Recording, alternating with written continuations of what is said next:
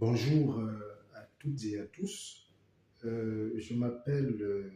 Manu Benin, c'est le nom de plume que j'ai eu adopté il y a maintenant plus d'une dizaine d'années et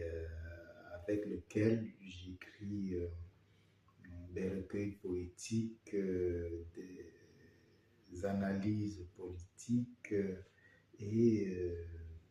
parfois des récits. C'est un nom qui renvoie à une aire géographique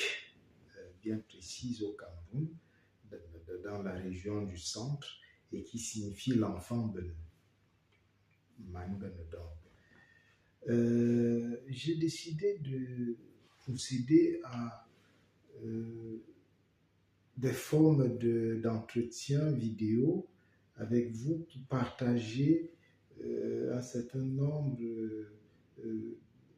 de convictions qui sont les miennes sur le plan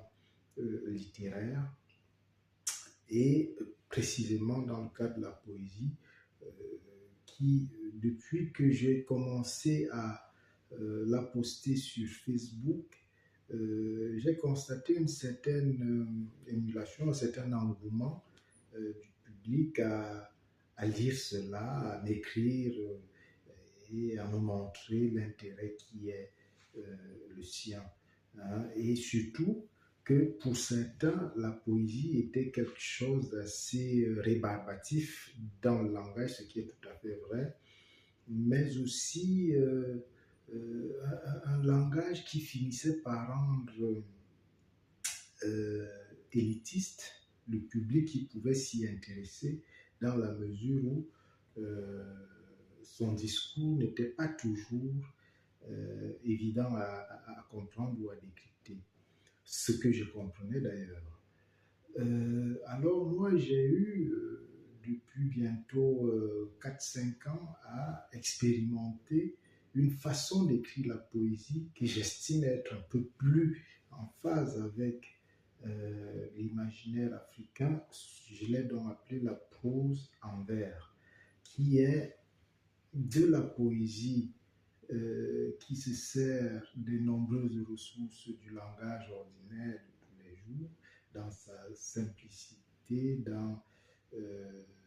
sa façon naturelle de s'appréhender et de rentrer en contact avec l'altérité. C'est ce que je reprends donc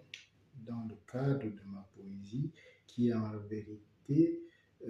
utilise le vers non pas pour abriter l'information conceptuelle de l'auteur, mais à mesurer les temps de respiration à l'oral de l'écrivain poète. Donc,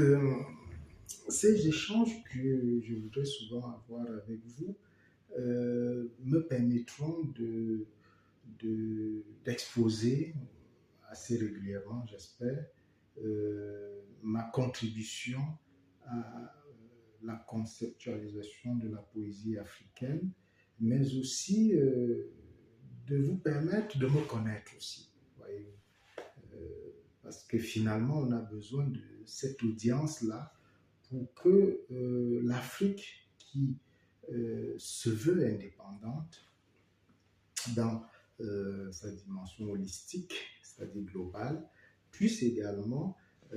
marquer cette indépendance-là au plan purement intellectuel et littéraire, je veux donc dire culturel. C'est à ce niveau que je vais essayer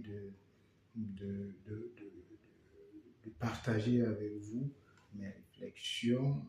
mes écrits, et espérer voir mon public s'élargir chaque jour un peu plus. N'hésitez donc pas à vous abonner à ma chaîne YouTube et à partager mes publications.